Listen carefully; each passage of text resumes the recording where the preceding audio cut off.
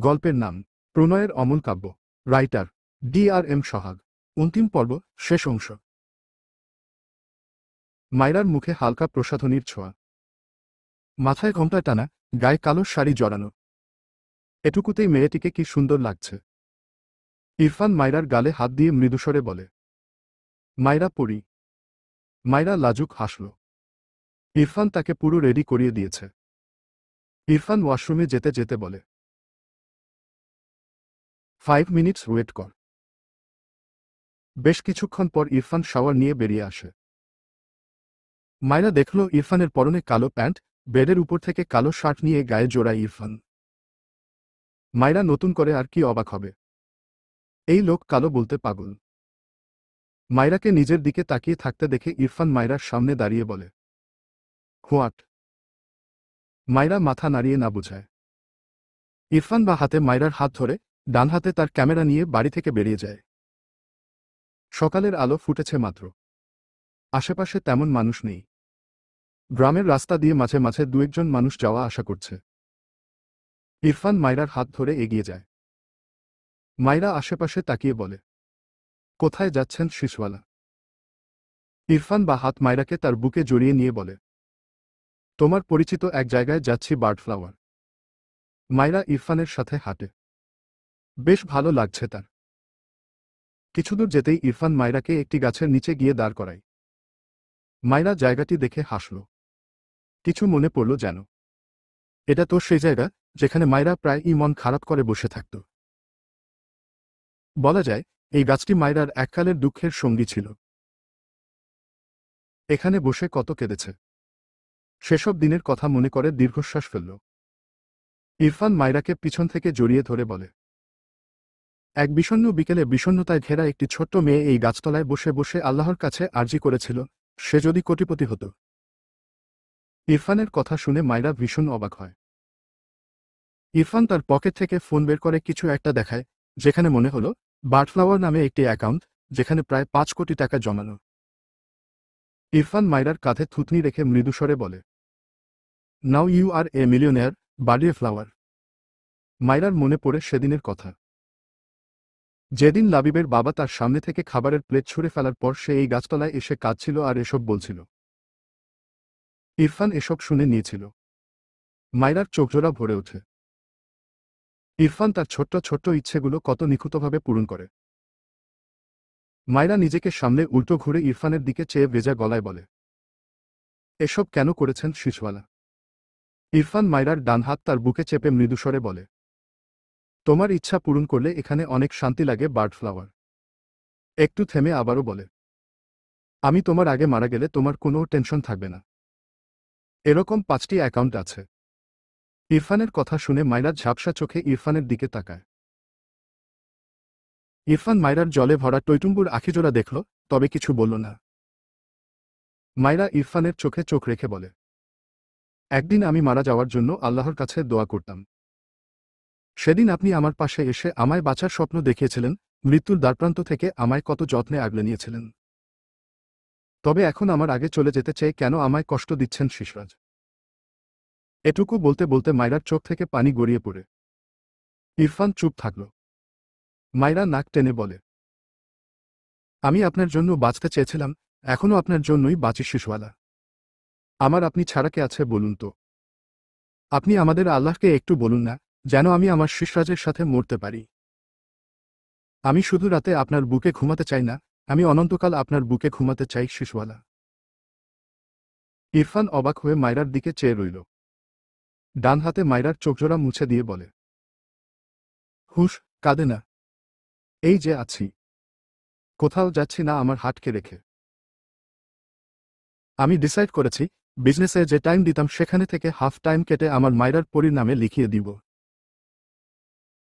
Happy হও বউ। মায়রা হেসে ফেলল। ইরফানের বুকে নাক ঘষল।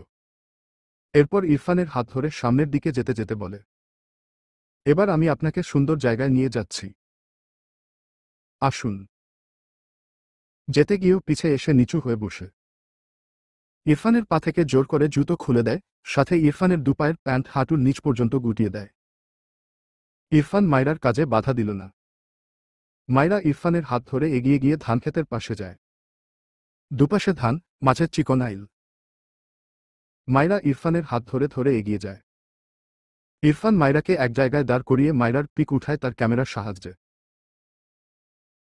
এরপর ধানক্ষেতের একপাশে একটি মেশিন চালু করা যেখানে অনবরত পানি পড়ছে, পানিগুলো আইলের মাছ দিয়ে বিভিন্ন ক্ষেতে ছড়িয়ে পড়ে। মাইরা পানির পাশে গিয়ে দাঁড়ালে ইরফান অনেকগুলো পিক ওঠায়। মাইরা মেশিন থেকে নির্গত পানি কিছুটা মুখে দেয়। ইরফান হাঁটুর নিচ পর্যন্ত পানির মাঝে দাঁড়িয়ে আছে। মাইরার শাড়ি ও অনেকটা ভিজে গিয়েছে। ইরফান মৃদু হেসে ডাকে, বার্ড ফ্লাওয়ার। মাইরা মুখে পানি দিয়ে ভেজা মুখে ঘাড় বাঁকিয়ে তাকালে ইরফান সাথে সাথে মাইরার পিক ক্লিক করে। মাইরা ইরফানের দিকে পানি পানি ছিটিয়ে খিলখিলিয়ে হাসে। ইরফান মুখ বাঁকিয়ে আবারও মাইরার দিকে তাকায়। মাইরার হাস্যোজ্জ্বল পিক তার ক্যামেরায় বন্দি করে। এরপর ইরফান তার ক্যামেরা গলায় ঝুলিয়ে মাইরার দিকে এগিয়ে গিয়ে মাইরাকে কোলে তুলে নেয়। এরপর দুই আইলের মাঝখানে বেয়ে যাওয়া পানির মাছ দিয়ে হাঁটে ইরফান। বেশ ভালো লাগছে তার। মাইরা ডান হাতে ইরফানের গলা জড়িয়ে ধরে বলে, ভালোবাসি শিশরাজ। ইরফান আর চোখে মাইরার দিকে তাকায়। সামনের দিকে দৃষ্টি রেখে বলে, আই নো বার্ড ফ্লাওয়ার। মাইরা মুখ ফুলিয়ে বলে, আপনি আমার কথার অ্যান্সার দেন না কেন? ইরফান হাত তার দিকে সিটিয়ে মাইরাকে তার সাথে জড়িয়ে নিয়ে আবেগঘন কণ্ঠে বলে, ভালোবাসা ফিল করতে হয় বার্ড ফ্লাওয়ার। এটা বলার জিনিস নয়। মাইরা দুহাতে ইরফানের গলা শক্ত করে জড়িয়ে ধরে। ইরফান ঠোঁট বাঁকিয়ে হাসল। আশেপাশে চোখ ঘুরালে তেমন কাউকেই দেখতে পায় না। ইরফানের গিরার অনেকটা উপর পর্যন্ত পানি ছুঁই ছুঁই। সেভাবেই ইরফান মাইরাকে কোলে নিয়ে হাঁটে। গ্রামীণ পরিবেশে সকালের এমন আবহাওয়ায় নতুন এক অনুভূতির সাথে পরিচিত হল দুজন। সন্ধ্যার পর ইরফান আর শুদ্ধ ছাদে বসে আছে। ইরফান ল্যাপটপে কিছু কাজ করছে। শুদ্ধ সিগারেট খুব বেশি খায় না, তবে মাঝে মাঝেই না খেয়ে থাকতে পারে না বেচারা। যেমন ইরফানের পাশে বসে সৌগারেট টানতে ব্যস্ত। ভাবনায় আসে, সে প্রায় অনেক দিন যাবৎ, না, শুধু অনেক দিন নয়, বেশ কয়েক মাস হলো ভুল করেও ইরফানের হাতে সিগারেট দেখেনি। ব্যাপারটা বোঝে না। তার সামনে না খাক, এই কয়েক মাসে ভুল করে একবার হলেও একদিন তো চোখে পড়ত। কিন্তু না, সে দেখেনি। কিছু একটা ভেবে ইরফানের দিকে তার ধরে রাখা সিগারেট বাড়িয়ে দিয়ে বলে, ইরফান সিগারেট খাবি? ইরফান ল্যাপটপে কাজ করতে করতে ধান্দায় শুদ্ধর হাত থেকে সিগারেট নেয়। লাইটার দিয়ে আগুন জ্বালিয়ে ঠোঁটের ফাঁকে রাখে। এরপর হাতের লাইটার শুদ্ধর হাতে দিয়ে ডান হাতে সিগারেট ধরে সামনে চোখ পড়লে দরজায় মাইরাকে দেখল। ইরফান বেশ কিছুক্ষণ মাইরার দিকে চেয়েই সিগারেট ছুঁড়ে ফেলল। মাইরার মুখে বিষাদের ছোঁয়া ছিল যা ইরফানের কাণ্ডে মুহূর্তেই তার মুখে হাসি ফুটে ওঠে। ইরফানও সূক্ষ্ম হাসে।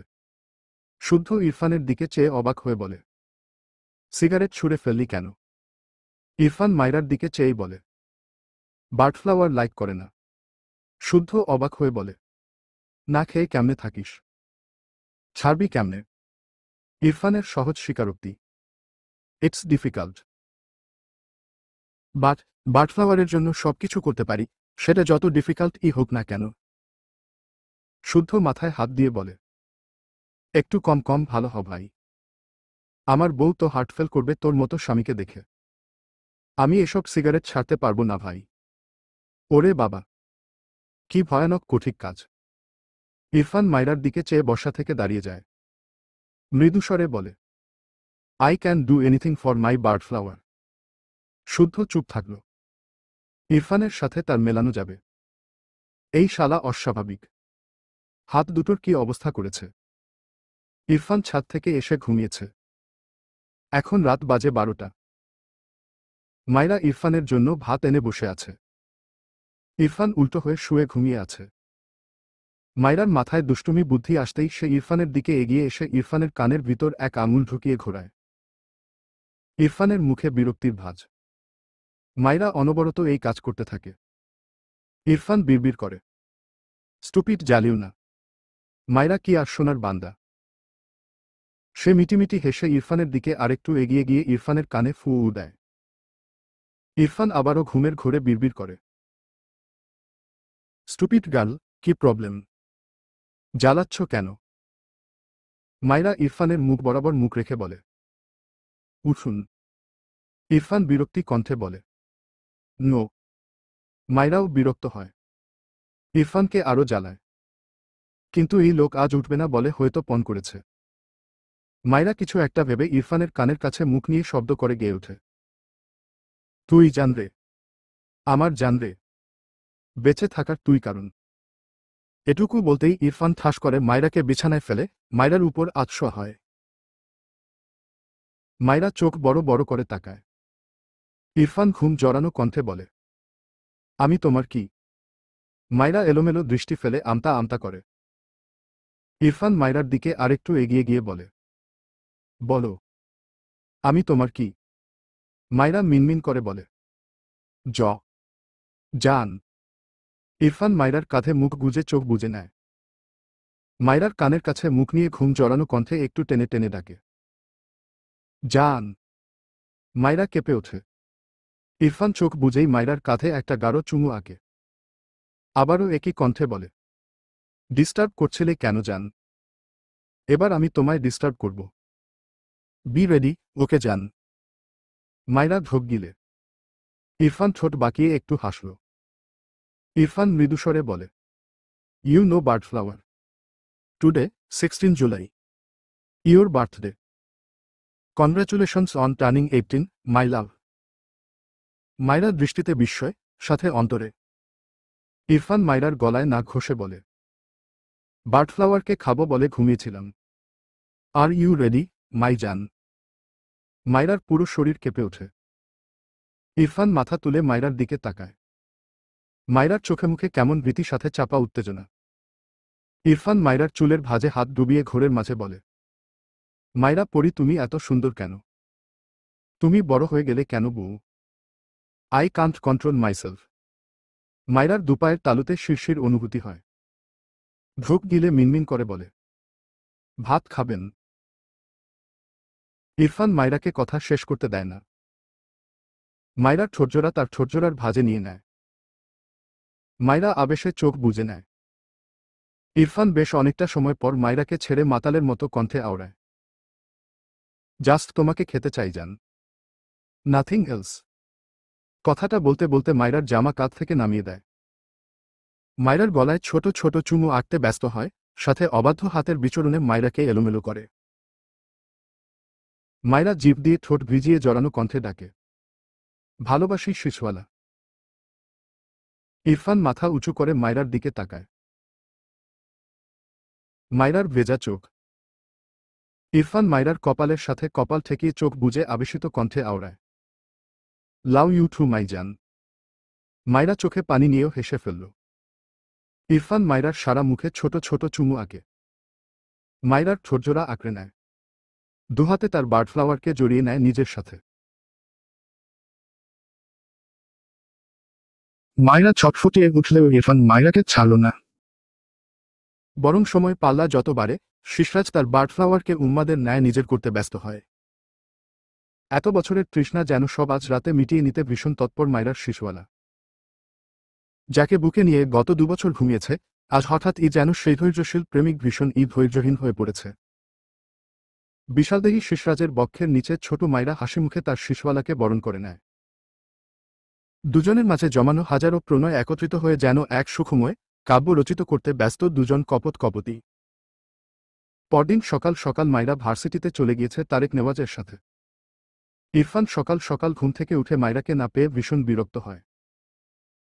খুব ভালোই বুঝেছে স্টুপিড বউ টালজ্জা পেয়ে তার থেকে পালাতে আগে আগে চলে গিয়েছে।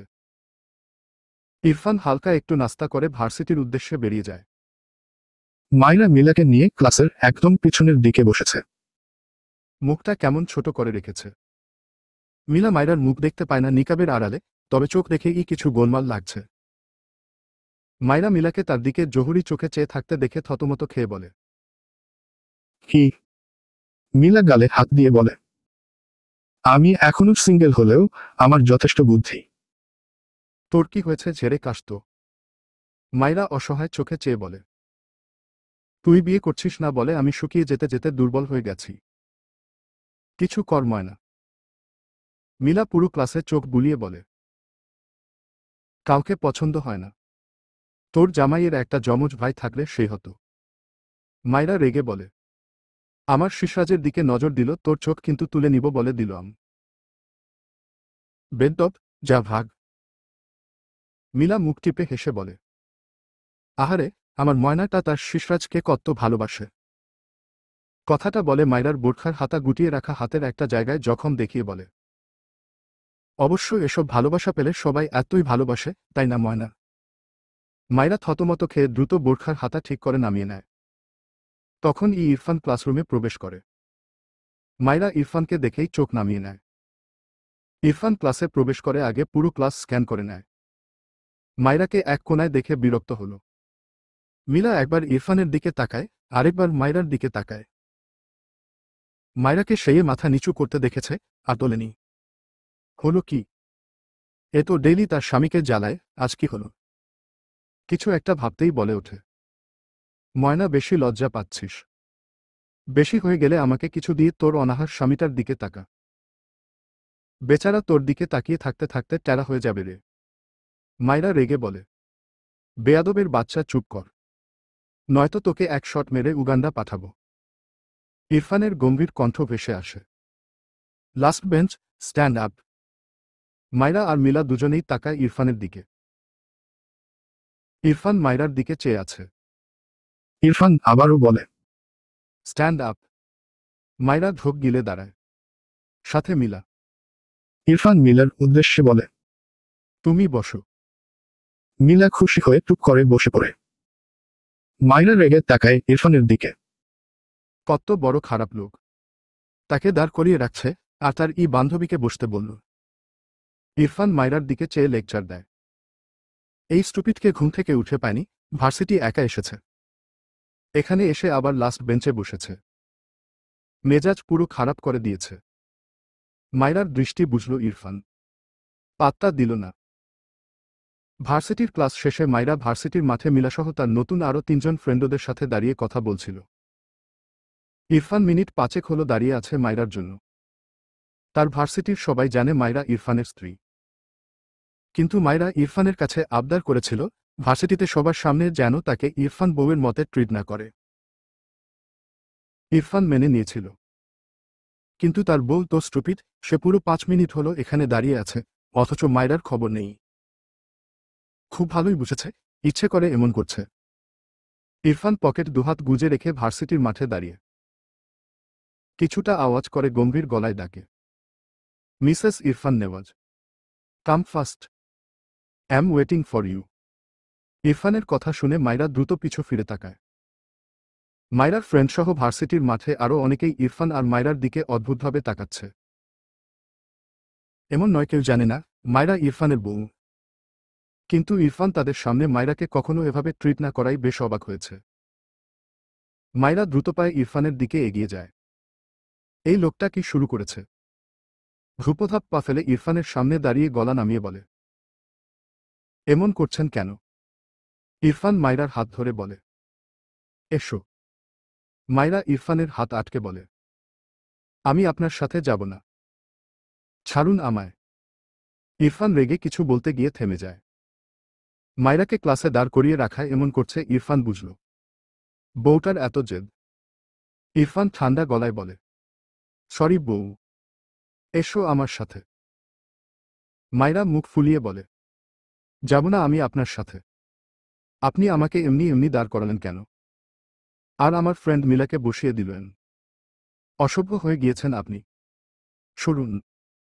ইরফান ফোঁস করে শ্বাস ফেলে বলে, আমি তো তোমার ফ্রেন্ডকে দেখতে চাই না, তোমাকে দেখতে চাই। মাইরা রেগে বলে, আবার মিথ্যাও বলছেন, আমার মুখ তো দেখা যায় না। তাহলে কি দেখলেন আপনি? ইরফান মৃদুস্বরে বলে, যা দেখা যায় সেটুকুই দেখি। এসো আমার সাথে। মাইরা মন খারাপ করে বলে, আমার পা ব্যথা হয়ে গিয়েছে। ইরফান এগিয়ে এসে বলে, ওকে কোলে নিচ্ছি, গাম। মাইরা চোখ বড় বড় দ্রুত দুপা পিছিয়ে গিয়ে চেঁচিয়ে ওঠে, না। পাশ দিয়ে তার ক্লাসের এক ক্লাসমেট যাচ্ছিল, মিটিমিটি হাসছিল।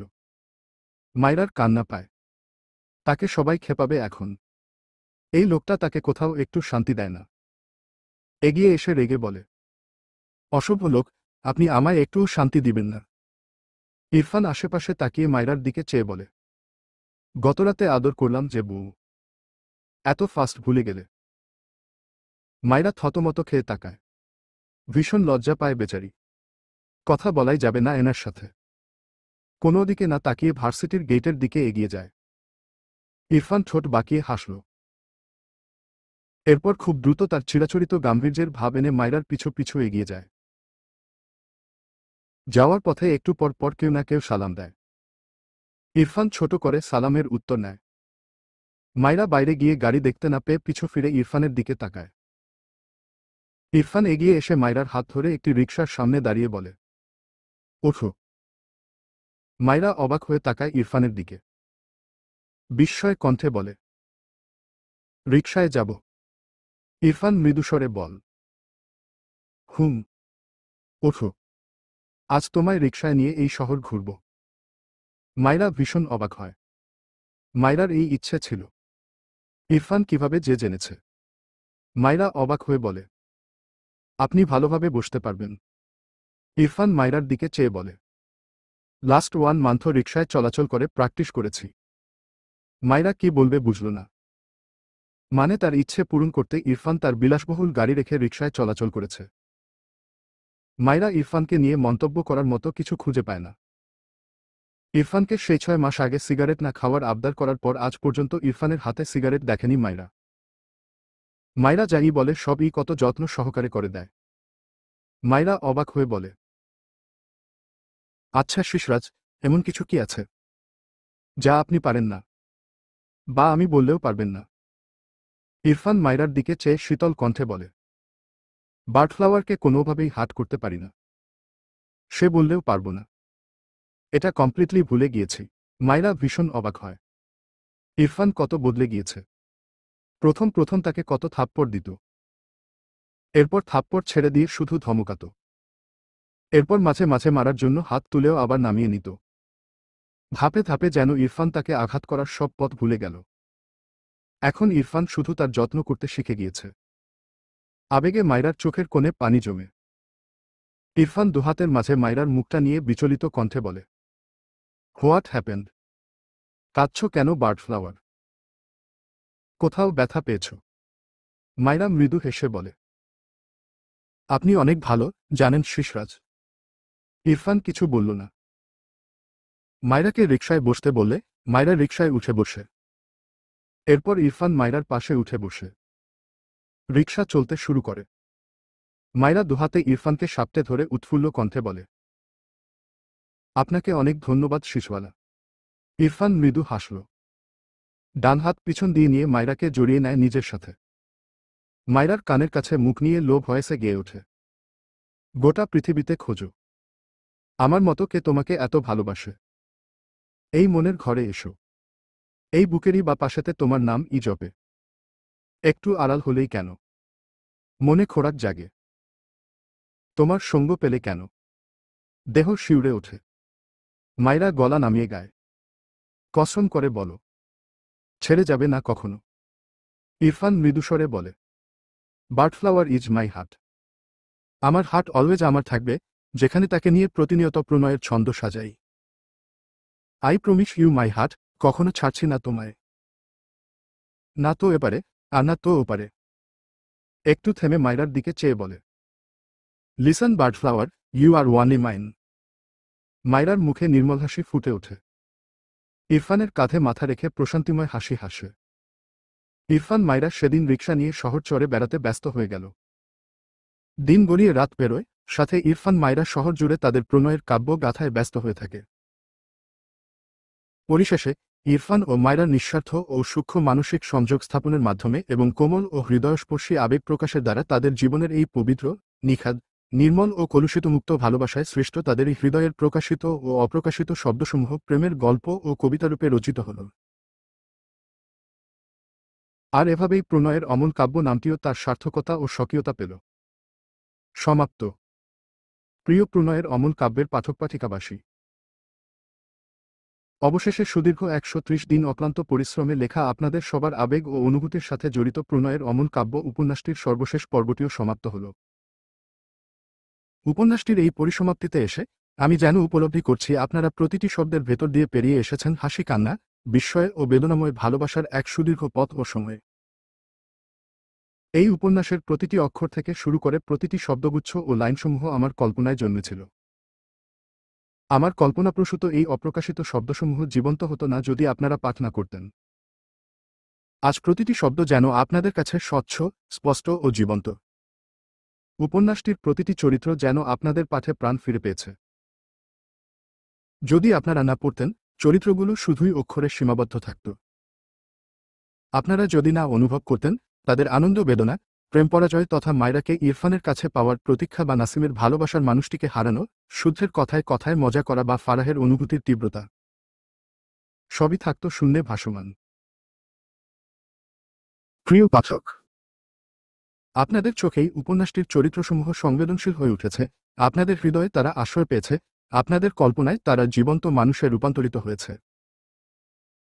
প্রতিটি লেখক স্বপ্ন থাকে তার লেখা যেন কারো মনে একটুখানি আলো জ্বালায়, সমাজে একটুখানি ভালোবাসার প্রদীপ জ্বালে, সমাজের মানুষের মনে প্রিয় মানুষটার জন্য একটুখানি অনুভূতি সৃষ্টি করে। কোনো এক নিঃশব্দ সন্ধ্যায় কারো মনে প্রশ্ন তোলে, হৃদয়ে ভালোবাসা কিংবা তীব্র কষ্টের ঝড় বইয়ে দেয়, অথবা পুরনো কোনো অনুভবকে নতুন করে ছুঁয়ে দেয়। ঠিক তেমনি আমারও স্বপ্ন ছিল লেখনীর মাধ্যমে আপনাদের হৃদয়কে ছুঁয়ে দেওয়ার। আমি জানি না আমার উপন্যাসটি আপনাদের মনে কতটুকু জায়গা করে নিতে পেরেছে, কিন্তু যদি একটিবারও আপনারা আমার লেখনী পড়ার সময় থেমে গিয়ে ভেবে থাকেন, মুচকি হেসে থাকেন কিংবা চুপচাপ চোখ মুছে থাকেন, তবে আমি মনে করব আমার এই উপন্যাসটি লেখা সার্থক। আমার এই সুকঠিন পরিশ্রমের সুদীর্ঘ যাত্রা সফল। আপনারা আমার এই উপন্যাসের সঙ্গে আপনাদের জীবনের যে গুরুত্বপূর্ণ সময়টি ব্যয় করলেন, তার জন্য আমি আপনাদের সবার প্রতি চিরকৃতজ্ঞ।